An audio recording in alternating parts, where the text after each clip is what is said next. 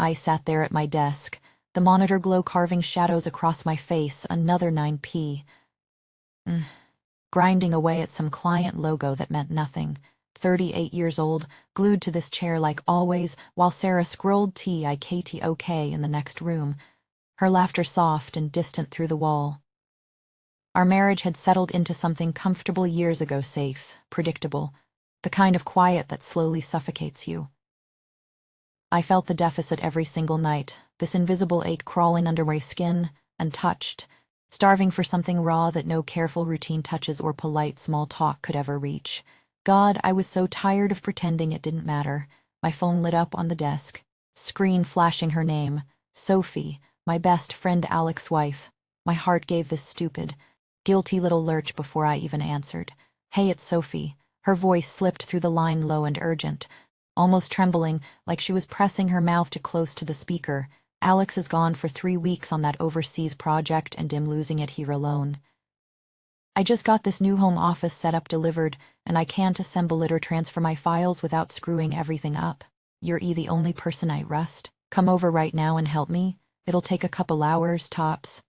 I'll order Thai and pour the wine. Mutual favor, you get out of that dead quiet house, I get my deadline saved. Please, I really need you here. I swallowed hard, the sound loud in my own ears. Sophie, Alex's wife. The words echoed while her breath stayed warm against the phone, waiting. I glanced toward Sarah's closed door, the silence between us suddenly heavier than usual. This was just helping a friend, right? Nothing more, but that soft please, it wrapped around the hunger it buried for years and tugged. I told Sarah I was heading out to fix some tech issue for a buddy.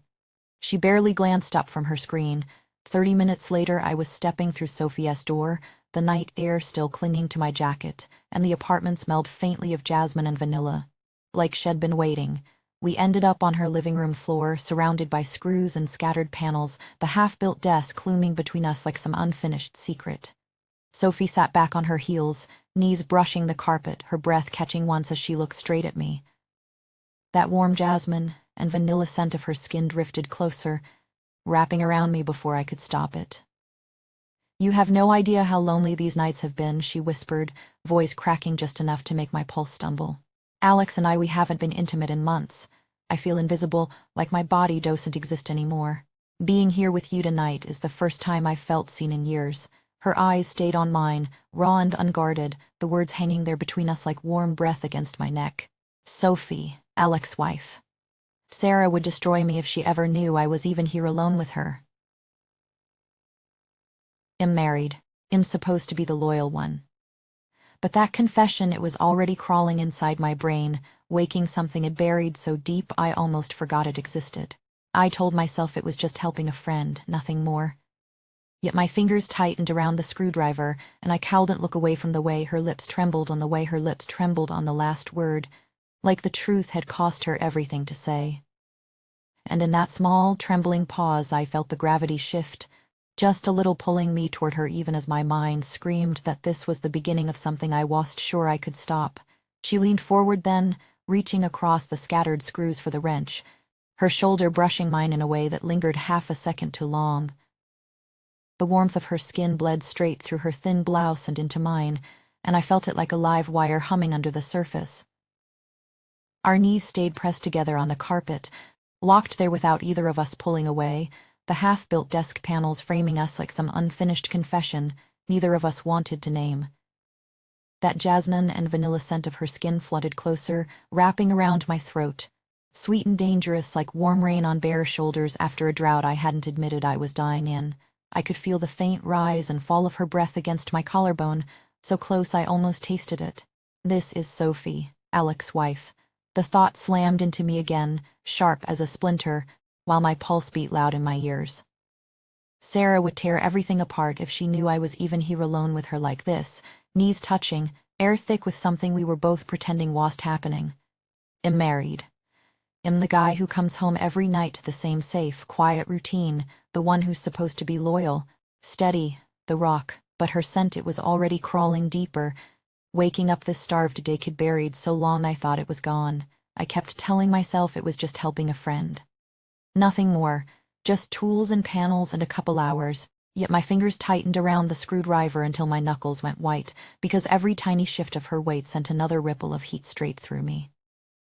I hated how badly I wanted to stay right there, hated how little I cared about the door I was cracking open. My mind kept screaming stop, but my body was already leaning into the gravity of her, helpless like a man sliding toward the edge of a roof he knows he shouldn't be standing on.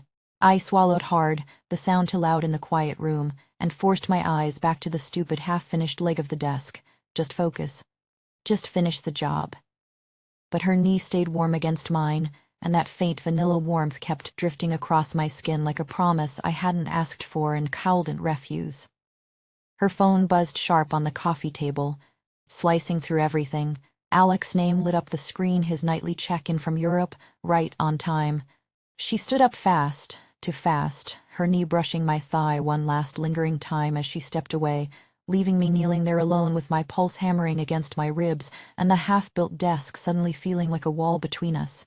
The moment snapped shut, cold air rushing in where her warmth had been, and I sat there breathing too hard, the jasmine and vanilla still clinging to my shirt like evidence I couldn't hide. She answered with a quick, guilty little smile thrown over her shoulder, voice soft as she walked toward the kitchen, and I stayed frozen on the floor, heart still racing, knowing the next time she came back close there would be no more pretending this was innocent.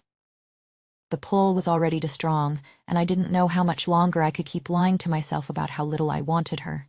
An hour had melted away since Alex called the Thai food, now just empty cartons on the coffee table, and the wine doing its slow work loosening the edges of everything between us.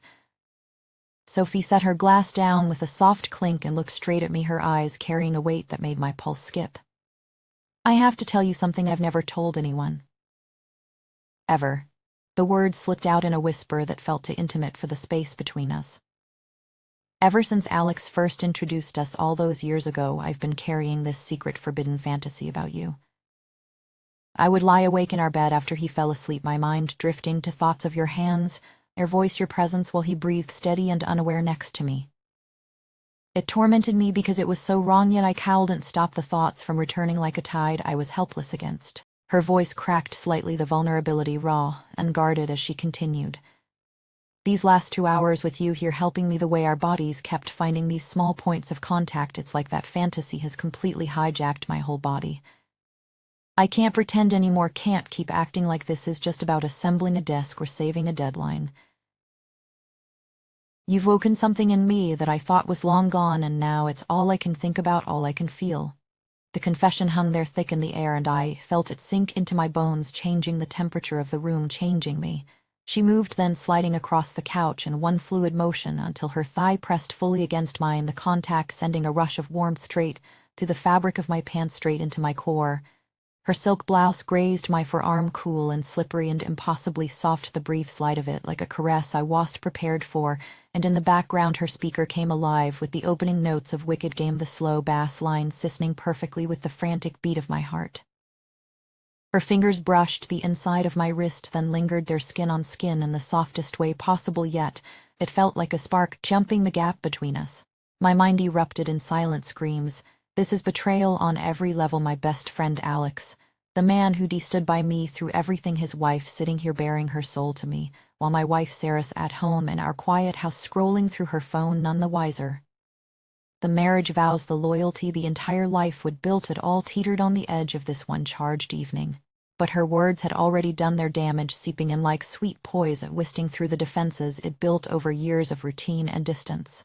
I could feel this deep gnawing hunger awakening inside me, morality and desperate craving locked in a brutal tug-of-war, while her jasmine and vanilla scent kept flooding my lungs, wrapping me in a haze of warmth and want that made thinking impossible.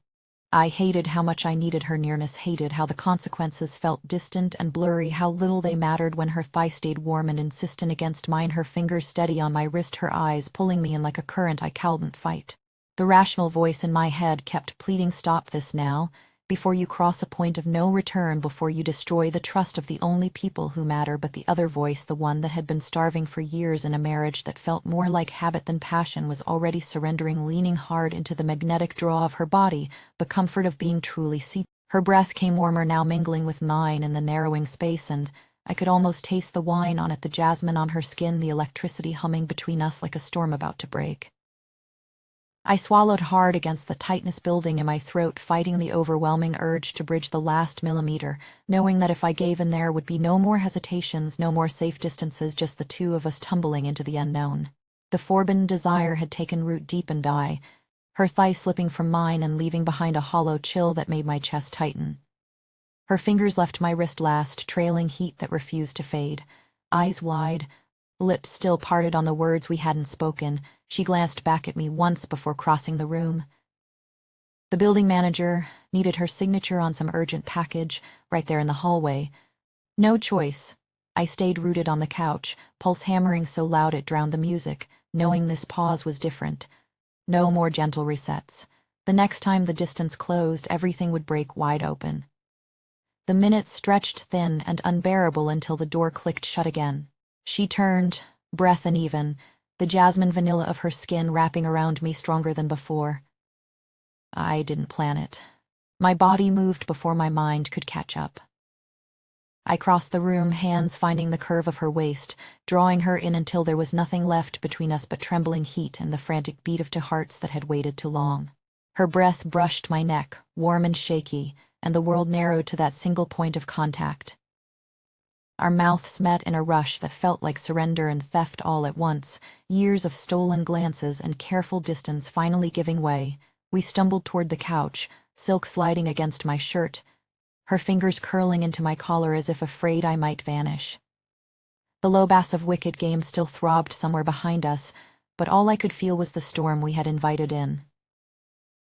The simple favor, the desk, the files, the wine, it had all been a door we both walked through knowing we might never walk back the same. Hours later I sit in my car outside my own house, engine off, her scent still clinging to the collar of my shirt like a confession I can't erase. My hands remember the warmth of her back through thin silk, the way her breath caught and held when everything tilted.